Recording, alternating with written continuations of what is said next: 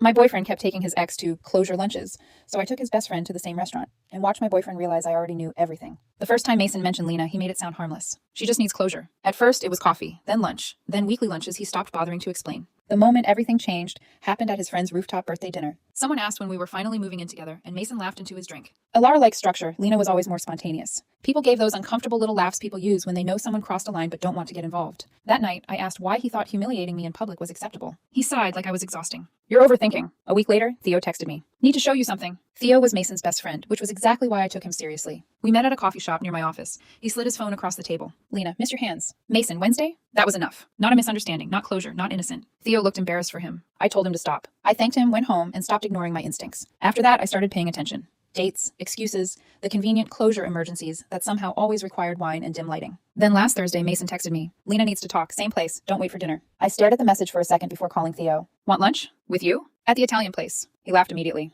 That's cold. Are you coming or not? Absolutely. When we walked in, Mason was already there. Same booth. 2 wine glasses. Lena pressed close enough that his arm rested behind her shoulders like they were still together. Theo looked over and muttered, wow. We sat where he'd notice us, ordered calamari, and acted completely normal. That was the strangest part. I thought I'd feel angry, but mostly I felt relieved. Suspicion is exhausting. Truth is cleaner, even when it hurts. About 20 minutes later, Mason finally looked up and saw us. I watched panic spread across his face almost instantly. He stood so fast, his chair scraped across the floor. What are you doing? Lunch. With Theo? Theo lifted his drink slightly. Good to see you. Mason ignored him and looked at me. This funny to you? Funny would mean I'm surprised. That hit him harder than yelling would have. Did you follow me? No, I said calmly. You told me where you'd be. Nearby conversations were already fading as people started listening. Can we not do this here? He hissed. Do what? Interrupt your closure lunch? Theo nearly choked on his water. Mason glared at him. This isn't what it looks like. Of course it wasn't. I unlocked my phone and turned the screen toward him. Theo's screenshot. Lena's message. Mason went completely still. Then Theo stood up. Don't look at her. I showed her. Mason stared at him. You serious? Theo shrugged. You got sloppy. That was when Lena finally walked over. Mason.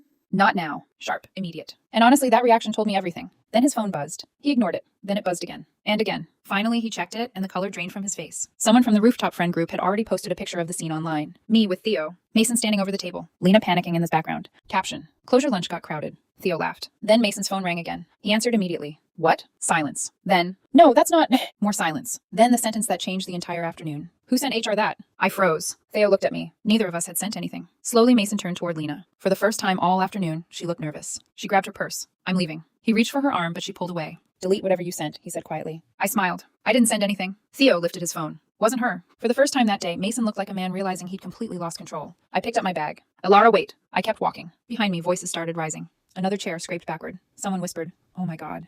Then my phone lit up. Unknown number. Corporate email preview attached. Subject, formal complaint regarding inappropriate relationship conduct. Before I could even process it, another message appeared. From Lena. 3 words. He lied to me.